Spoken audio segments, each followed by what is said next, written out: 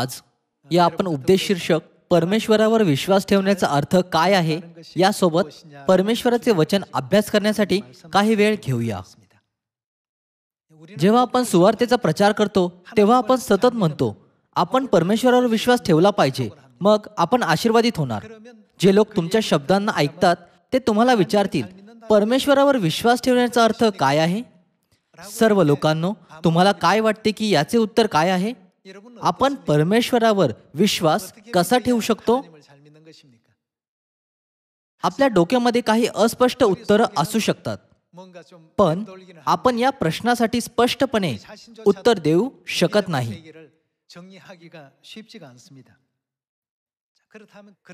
जर कोणी तुम्हाला असा प्रश्न विचारतो तर तुम्हाला फक्त खालीलप्रमाणे उत्तर दिले पाहिजे. परमेश्वरावर विश्वास ठेवण्याचा अर्थ हा आहे की परमेश्वराचे वचन नेहमी खरे असते हे स्वीकारणे आणि त्याचे पूर्णपणे पालन करणे. जर आपण हे स्वीकारत नाही की परमेश्वराचे वचन नेहमी सत्य आहेत, तर आपण आपले विचार ठेवणार आणि आपल्याकडे योग्य विवेक बुद्धी नसेल. आपण आपल्या दृष्टिकोनाप्रमाणे आपल्या पापी विचारांनी परमेश्वराच्या वचनाचा न्याय देखील करणार.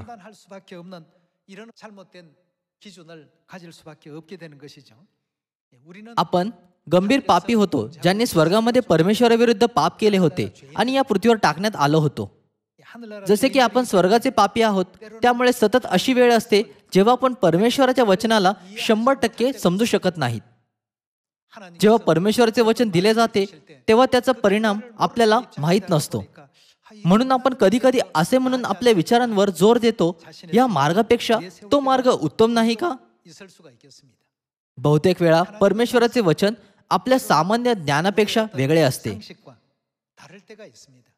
जेव्हा आपण स्वर्गामध्ये पाप केले होते आणि या पृथ्वीवर टाकण्यात आलो तेव्हा आपण आपल्या पापी स्वभावाला आपल्यासोबत आणले. त्यामुळे अशी वेळ असते जेव्हा आपल्यासाठी परमेश्वराच्या वचनाला, जे पापरहित आहे, पूर्णपणे स्वीकार करणे कठीण असते.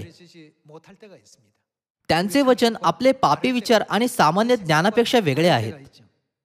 मग आपण परमेश्वराच्या वचनांबद्दल काय केले पाहिजे?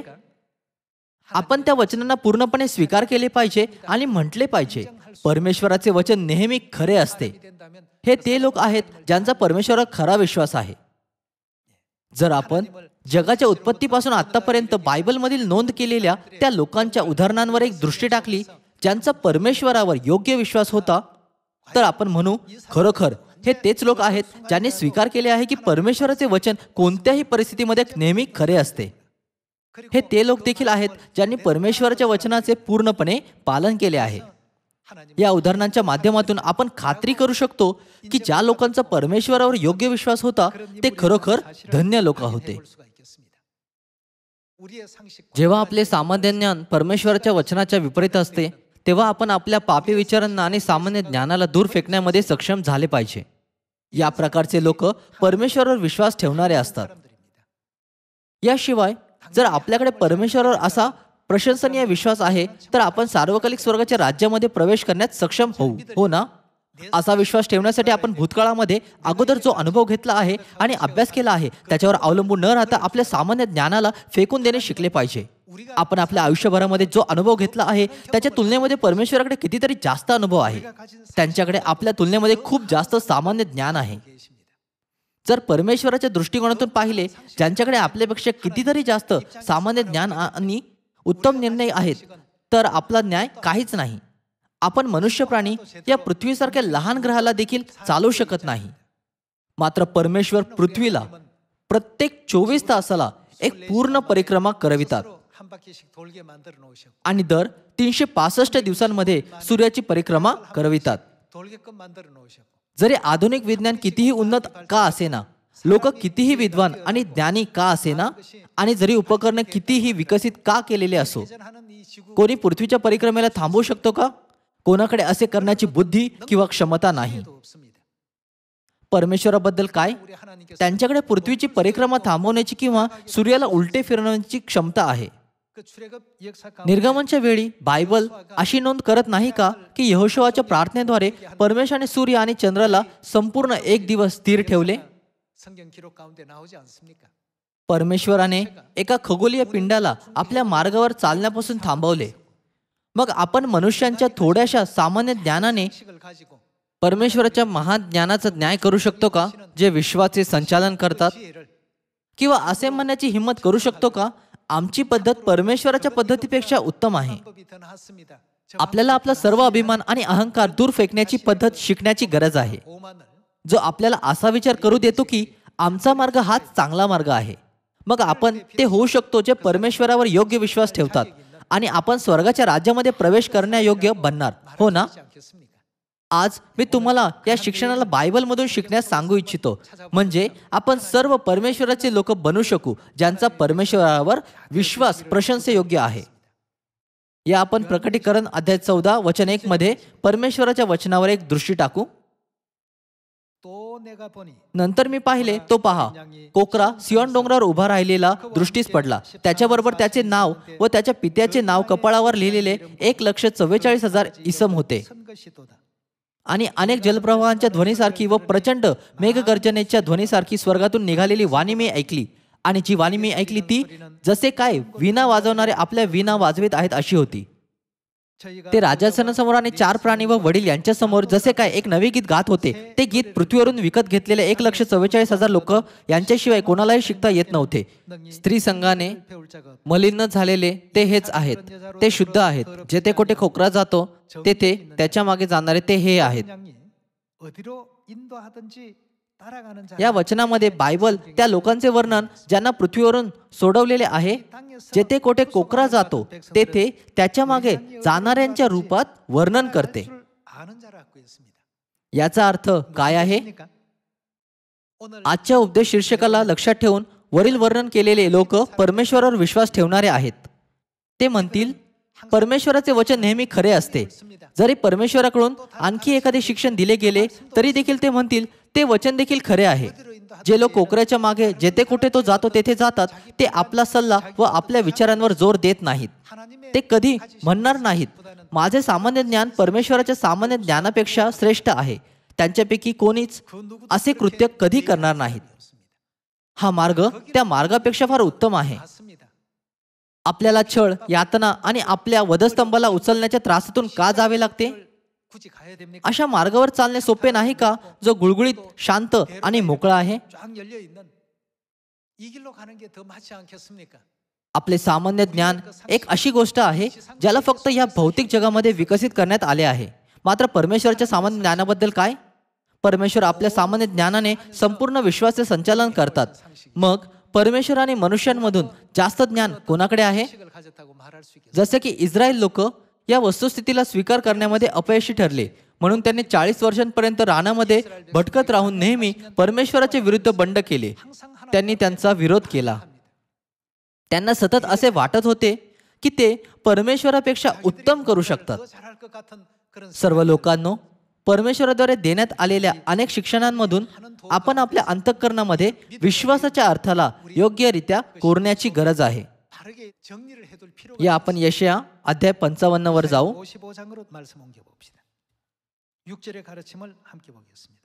परमेश्वर प्राप्तीचा काळ आहे तोवर त्याला शोधा, तो जवळ आहे तोच त्याचा धावा करा. दुर्जन आपला मार्ग सोडो, अधर्मी आपल्या कल्पनांचा त्याग करो आणि परमेश्वराकडे वळो. येथे परमेश्वर आपल्याला तेच कार्य करण्यास सांगतात.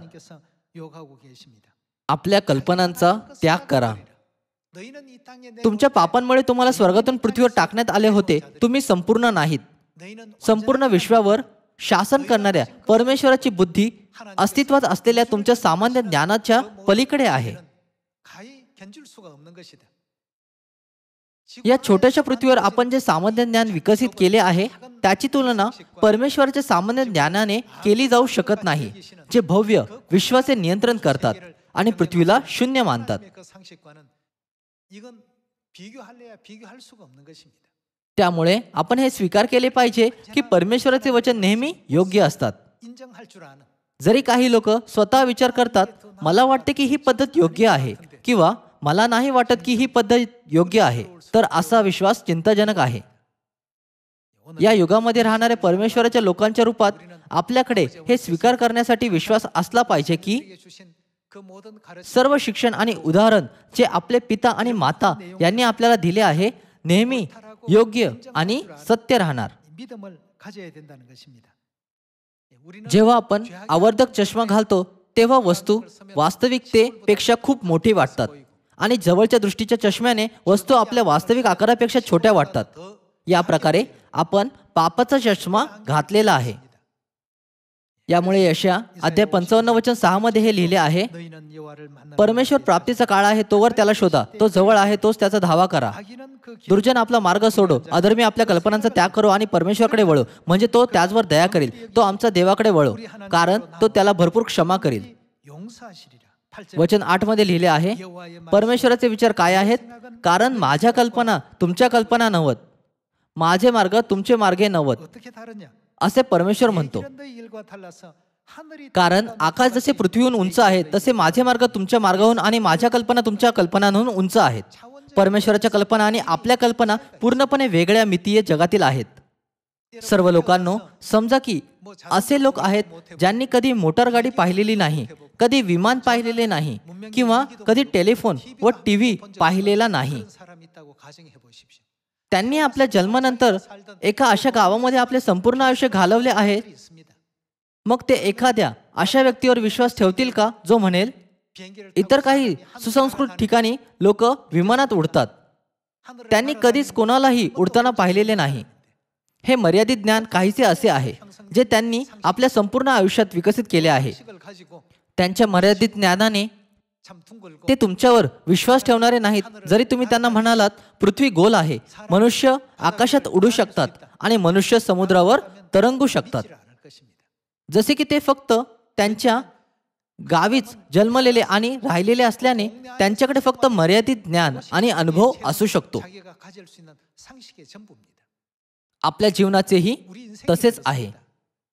आपला जन्म या पृथ्वीसारख्या अगदी लहान ग्रहावर झाला, तसेच आपण या ग्रहावरील सर्व गोष्टी अनुभवल्या नाहीत.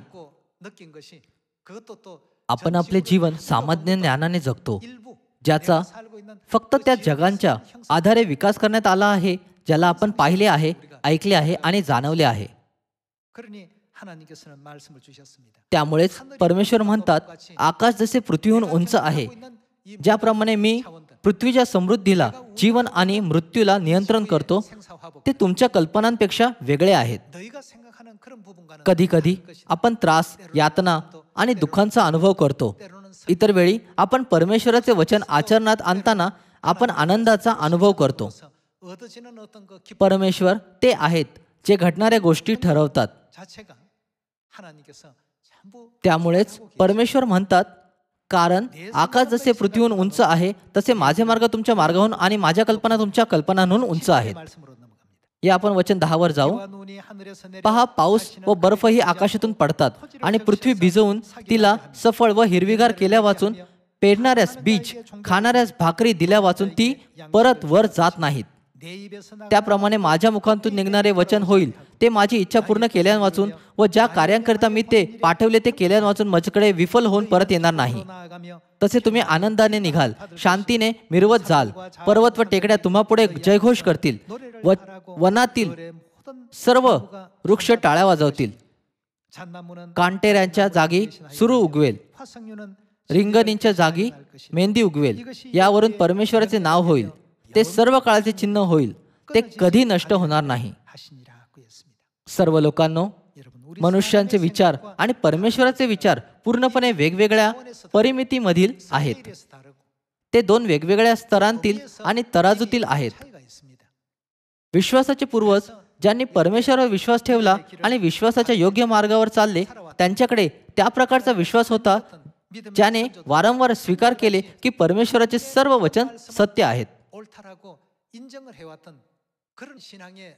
अब्राहमाकडे या प्रकारचा विश्वास होता आणि नोहाकडे देखील, यहोशुआ आणि मोशेकडे देखील या प्रकारचा विश्वास होता, ज्यांनी स्वर्गीय पिता आणि स्वर्गीय माता यांच्याद्वारे दिलेल्या सर्व गोष्टींचा स्वीकार केला आणि त्यांची शिकवण योग्य आहे हे मान्य केले. जेव्हा ते आत आले किंवा बाहेर आले तेव्हा त्यांना आशीर्वाद मिळाले. अगदी त्यांचे मळणीचे भांडे देखील धन्य होते, हो ना? मात्र ज्यांच्याकडे या प्रकारचा विश्वासाची कमतरता आहे, ते कदाचित विचार करू शकतात, मी परमेश्वरावर विश्वास ठेवत असूनही ते मला आशीर्वाद का देत नाहीत? बायबलमध्ये इस्रायली लोकांमध्ये अकानासारखे लोक होते. ज्याचे कार्य परमेश्वराचे वचन योग्य असल्याच्या विश्वासातून आलेले नव्हते.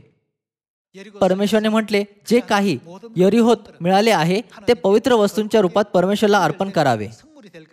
परमेश्वराने यहोशुआला अशा प्रकारे सूचना दिली. मग यहोशुआने सर्व इस्रायल लोकांना एक घोषणा केली. परमेश्वराच्या वचनांना संपूर्ण रूपाने स्वीकारण्याऐवजी आकानने विचार केला, जर या लुटीतून मी आपल्यासाठी घेतले तर काय होईल? एक व्यक्ती ज्याने परमेश्वराच्या वचनांना संपूर्णपणे स्वीकारले नाही, त्यामुळे संपूर्ण इस्रायल समुदायावर अनेक संकटे आली. आपल्या विश्वासाच्या पूर्वजांपैकी जे विश्वासाच्या मार्गावर चालत होते, अशा लोकांची प्रकरणे आहेत ज्यांनी परमेश्वरावर योग्य विश्वास ठेवला नाही. आपण या प्रकारच्या विश्वासाला आकान, यहुदा इस्कारियोतो आणि एसाव यांसारख्या प्रकरणातून पाहू शकतो. मात्र अशा लोकांचे उदाहरण देखील आहेत ज्यांचा परमेश्वरावर योग्य विश्वास होता, हो ना? जेव्हा आपण यहोशुआ, अब्राहम, नोहा, इसहाक आणि याकोब सारख्या विश्वासाच्या पूर्वजांना जवळून पाहतो, तेव्हा आपण त्यांना नेहमी हे स्वीकारताना की परमेश्वराचे वचन योग्य आहेत आणि त्या वचनांचे पूर्णपणे पालन करताना पाहू शकतो. परिणाम स्वरूपात विजय आणि वैभव नेहमी त्यांच्या सोबत होते. मात्र ज्यांनी परमेश्वराच्या वचनाचे पालन केले नाही, त्यांच्यासोबत नेहमी विनाश, मृत्यू, दुःख आणि यातना होत्या. सर्व लोकांनो, परमेश्वराने अगोदरच नियमशास्त्रांच्या पुस्तकांमध्ये या उदाहरणांच्या माध्यमातून परिणाम दाखवला आहे. या आपण अनुवाद अध्याय 28 वचन 1 मध्ये परमेश्वराच्या वचनाला पाहू.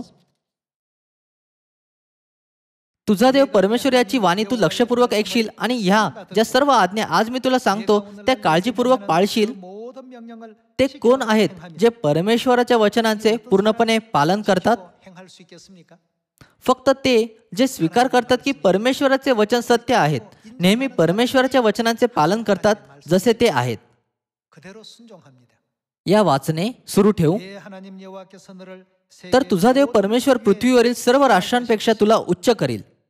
तू आपला देव परमेश्वर याची वाणी ऐकशील तर हे सर्व आशीर्वाद तुझ्याकडे धावत येतील. नगरात तू आशीर्वादित होशील व शेतीवाडीत तू आशीर्वादित होशील. तुझ्या पोटचे फळ, तुझ्या भूमीचा उपज आणि तुझी खिल्लारे, गुरेढोरे व शेरे मेंढरे यांचे वत्स्य आशीर्वादित होतील. तुझी टोपली व तुझी परात आशीर्वादित होतील. तू आत येशील तेव्हा आशीर्वादित होशील, तू बाहेर जाशील तेव्हा आशीर्वादित होशील. परमेश्वरने आपल्याला हे वचन दिले आहे. विश्वाचे व्यवस्थापन करणारे परमेश्वर केवळ एका नश्वर प्राण्यासारखे नाहीत. अनेक वेळा लोक त्यांचे विचार बदलतात आणि त्यांची वचने मोडतात. या उलट परमेश्वर म्हणतात, माझ्या मुखातून निघणारे वचन कधी विफल होऊन परत येणार नाही. या सर्व वचनांचा अभ्यास करून आपण समजू शकतो की आपल्यासाठी परमेश्वरावर योग्य विश्वास ठेवण्याचा आणि अनेक आशीर्वाद प्राप्त करण्याचा मार्ग नेहमी हा विचार करणे आहे की परमेश्वराचे वचन योग्य आहेत. जेथे कोठे कोकरा जाईल आपण त्याचे पालन केले पाहिजे, हो ना?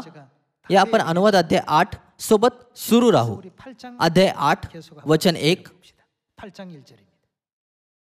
जी आज्ञा मी आज तुम्हाला देत आहे ती सर्व काळजीपूर्वक पाळा, म्हणजे तुम्ही जगाल, बहुगुणित व्हाल आणि तुमच्या पूर्वजांना शपथपूर्वक देव केलेल्या देशात प्रवेश करून तो वतन करून घ्याल.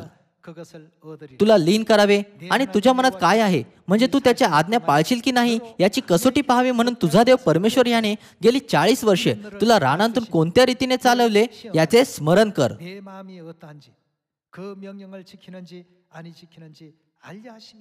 राणामधील 40 वर्षांच्या प्रवासादरम्यान परमेश्वरने दररोज इस्रायल लोकांची परीक्षा घेतली. दुसऱ्या शब्दांमध्ये परमेश्वरने सतत त्यांच्या विश्वासाची परीक्षा घेतली. परमेश्वरने ज्या लोकांनी परमेश्वराच्या वचनांना नेहमी योग्य समजले त्यांना योग्य विश्वासणाऱ्यांच्या रूपात स्वीकार केले नाही का? यहोशुआ आणि कालेब सारख्या लोकांकडे असे स्वीकारणारा विश्वास होता की परमेश्वराचे वचन परिपूर्ण आहेत. कठीण परिस्थितीमध्ये देखील त्यांनी त्या वस्तुस्थितीवर लक्ष केंद्रित केले नाही जिचा ते सामना करत होते.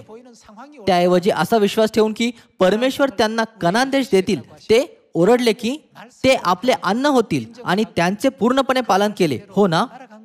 प्रत्यक्षात शत्रू अधिक शक्तिशाली दिसत होते.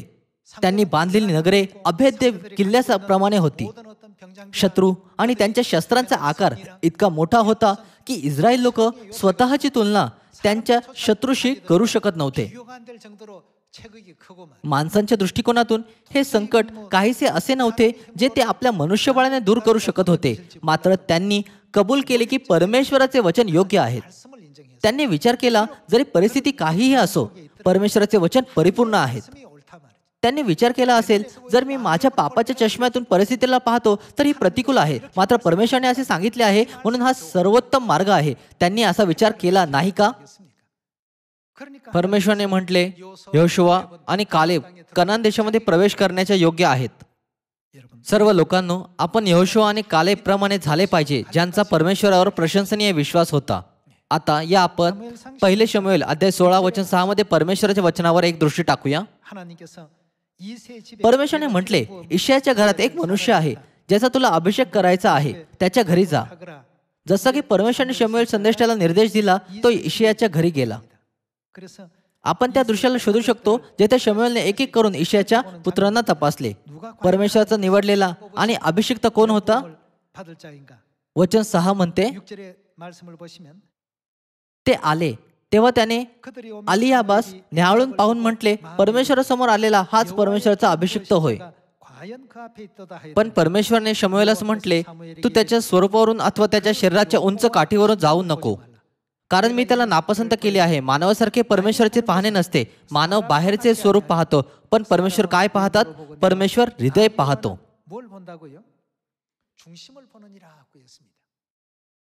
शमूएलाने दाविदाचा सर्वात मोठा भाऊ अलियाब याला निहाळले आणि त्यानंतर त्याने इतर सर्व भावांना निहाळले, तरी देखील परमेश्वराने त्यापैकी कोणालाच निवडले नाही.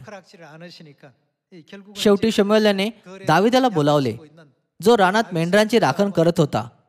परमेश्वराने म्हटले, हाच तो आहे ज्याला मी अभिषिक्त होण्यासाठी निवडले आहे. मानव बाहेरचे स्वरूप पाहतो, पण मी नेहमी हृदय पाहतो. एखाद्या व्यक्तीचे हृदय पाहणे याचा अर्थ काय आहे? याचा अर्थ परमेश्वराप्रती त्या व्यक्तीचा विश्वास पाहणे हा नाही का? परमेश्वर त्या व्यक्तीचा शोध करतात जो स्वीकार करतो की परमेश्वराचे वचन नेहमी योग्य असतात आणि विश्वासाने त्याचे पालन करतो. परमेश्वराच्या दृष्टिकोनातून अलियाब आणि दावीद यांच्यामध्ये फार मोठा फरक होता. जसे की अलियाब उंच काठीचा होता, त्याचे शरीर धिप्पाड होते आणि तो दाविदापेक्षा मोठा होता. त्यामुळे शमूएलाने विचार केला असेल, मला राजा म्हणून स्थिर करण्यासाठी अलियाबापेक्षा दुसरा कोणी मिळेल का? जेव्हा शमूएलाच्या मनामध्ये हा विचार आला, तेव्हा परमेश्वराने म्हटले, नाही, मानव उंची आणि रूपाला पाहतात, पण मी परमेश्वर हृदय पाहतो. येशूने 12 शिष्यांच्या हृदयाची तपासणी करून त्यांना निवडले नाही का?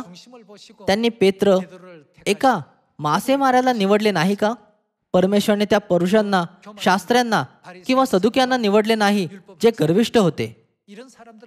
म्हणून आज जर काही असे आहे जे आपण परमेश्वराच्या वचनांच्या माध्यमातून शिकले पाहिजे, तर ते हे आहे की आपल्याकडे नेहमी असा विश्वास असला पाहिजे जो हृदयाला परमेश्वरावर केंद्रित होऊ देतो.